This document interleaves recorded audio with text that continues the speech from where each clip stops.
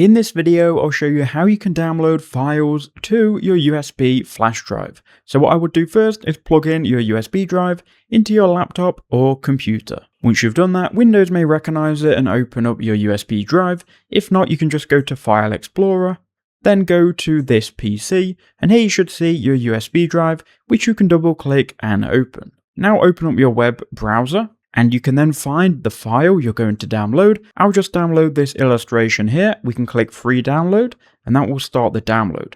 Now what will happen most likely is your download will go into your downloads folder of your computer. You can go ahead and find that by minimizing out of your web browser.